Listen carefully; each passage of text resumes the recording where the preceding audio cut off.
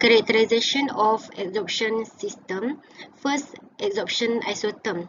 An adsorption isotherm for a single gas absorbed on a solid is the function which relates at a constant temperature the amount of substance absorbed at equilibrium to the pressure or concentration of the adsorptive in the gas phase.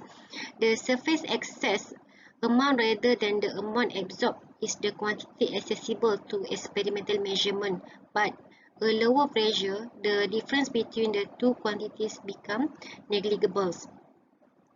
The adsorption isotherm commonly used especially to the catalytic reaction system at a constant temperature. Okay, secondly is adsorption isobar, which is the function relating the amount, mass or volume or corresponding excess of substance absorbed by a given amount of solid to the temperature at a constant pressure. And then thirdly is the adsorption isotherm, which is the function relating equilibrium pressure to the temperature at constant value of the amount or excess amount of substance absorbed by a given amount of solid. There are 5 types of physiosorption isotherm. First is for the porous material with a small pores, for example charcoals. The second type is for the non-porous materials. The third one is for the porous material with the cohesive force between the adsorbents molecule greater than the adhesive force between the adsorbent molecule and adsorbents. The fourth type is for the first monolayer, then build up of the additional layers, and the last one is for the porous material with the cohesive force between the adsorbents molecular and adsorbents being greater than that between adsorbents molecules. Adsorbent is a material that having a capacity or tendency to absorb another substance. Adsorbent can be classified into oxygen-containing compound, carbon-based compound, or polymer-based compounds. For the oxygen-containing compounds, which is the higher concentrations of the oxygen-containing functional groups on the adsorbents will result in the higher absorption capacity. For example, silica gel has a high specific surface area which allow it to absorb water readily and making it useful as a desiccant or drying agent. And silica gel is often described as a absorbing moisture. For the carbon-based compound, as we know, carbon is an excellent adsorbent for trapping small airborne molecules such as chloromethanes. The pure carbon framework permits a thermal desorption of unlatched molecule without loss. Activated carbon, for example, is a great adsorbent because it has a huge surface area and does not bind many atoms, ions or molecules per surface area, which is it is a good characteristic of the adsorbents because it has a very big surface area per unit of mass. It can absorb a lot of particles. Polymer-based compound, for example, polymer and resin is a simple, efficient, and free and energy-saving adsorbents compound. Another classifications of the adsorbents is based on the diameter of pore size of adsorbents. For example, microporous adsorbent which has a pore size range which is less than 2 nanometer. And then secondly is mesoporous adsorbent which is the pore size in the range between 2 to 50 nanometer, while for the macroporous adsorbents which is the pore size is more than 50 nanometer. Here we can see the commercial adsorbents, for example, which is silica used in refrigerants or desiccants, and then polymer or resin which is used in water purifications, while clay is used as a treatment for edible oils.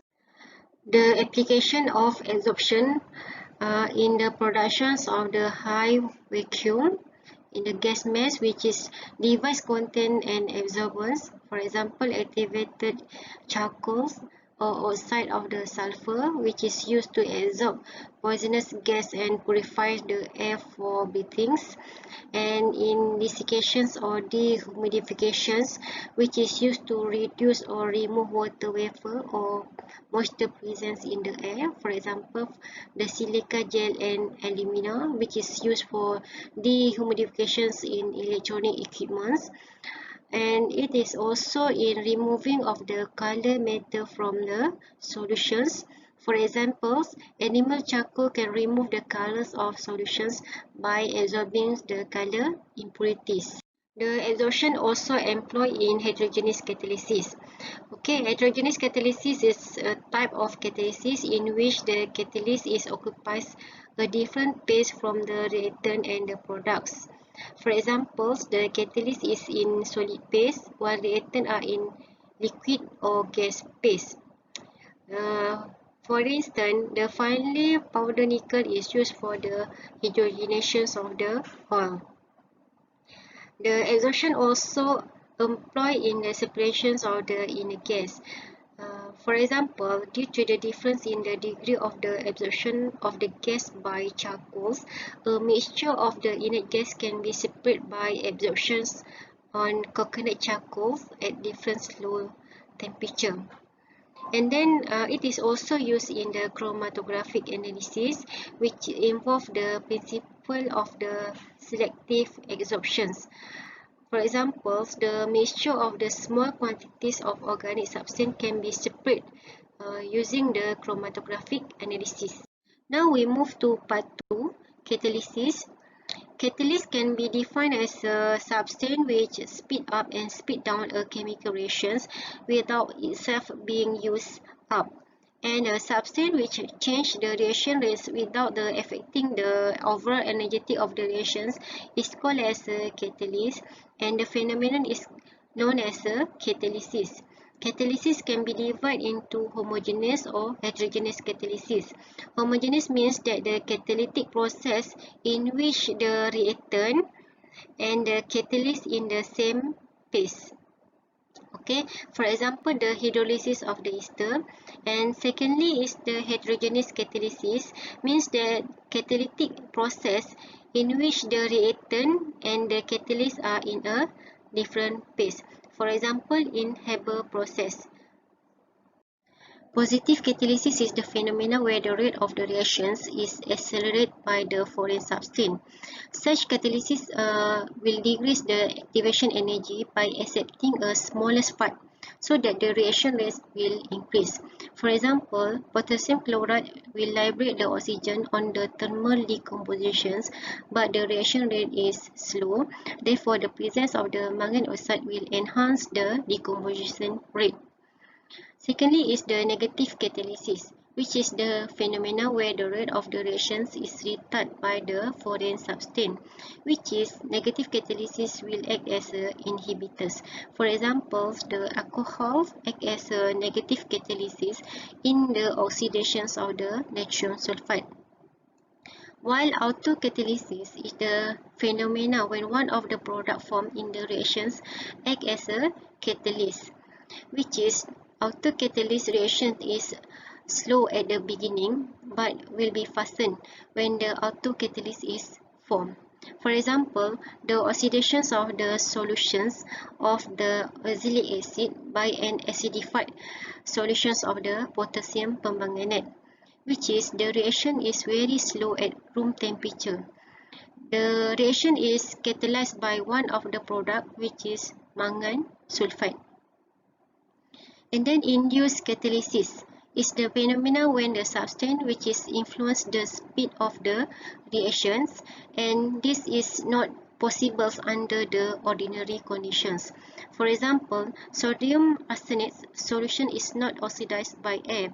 However, if air is passed through a mixture of the solution of the sodium arsenate and sodium sulfide, it will induce the oxidations of the sodium arsenate. Okay, as mentioned, catalyst is a substance that can increase the rate of reactions by lowering the activation energy and providing an alternative for the reactions pathway. It can recover and reuse after the reaction is complete, and may form a intermediate with the reactants. What does it mean by speed up? Okay, according to the equations, which is K is equal to AE power EA over RT, which is K is the rate constant of the reaction, which is depends on the frequency factor A and the activation energy EA, which is the larger A or the smaller EA will the greater the rate of the reactions. Therefore, the catalyst will increase the rates by lowering the activation energy for the reactions. Figure A and B shows the potential energy versus the reactions rate for the uncatalyzed and catalyzed reactions. From the figure A and B, we can see that the catalyst lower the activation energy, but it does not affect the actual energy of the reactant or the products. Okay. Although the reactions and the product seems in the both cases, the reaction mechanism and the rates law are different in A and in B. Means that the total energy of the reactant A and B and those the products C and D are unaffected by the catalyst. The only difference between the two is the lowerings of the activation energy from EA to EA prime, because the activation energy for the reverse reaction is also lowered.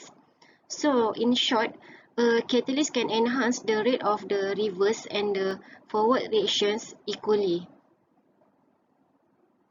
For example, the hydrogen peroxide decomposition, which is the reaction is catalyzed by the iodides. So, the rate law of the reactions is equal to K concentrations of hydrogen peroxide and concentration of the iodides, which is the reactions is the first order with respect to hydrogen peroxide and iodides. The decompositions of the hydrogen peroxide does not occur in a single elementary step corresponding to the overall balance equations. From the figure, a few drops of the liquid salt has been added to the solution to dramatize the evaluations of the oxygen gas, which is some of the iodide ions are oxidized to molecular iodines, which then reacts with the iodide ions to form the bronze triiodide ion. The reaction takes place in two elementary steps, which is each of which is bimolecular. Step 1 is the rate determining step, where K1 is equal to K and IO negative ion is an intermediate because it does not appear in the overall balance equations, and the functions of the IE ions is as a catalyst and speed up the reactions.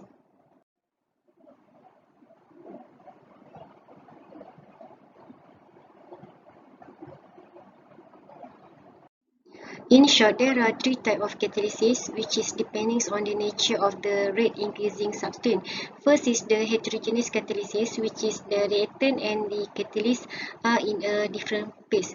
For example, the use of the heterogeneous catalysis in the Haber process synthesis of ammonia.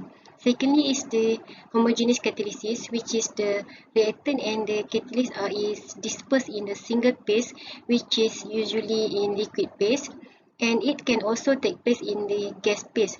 For example, acid and base catalysis. And the third one is the enzyme catalysis, which is the reactant substrate and catalyzed enzyme, which is in biological catalysis.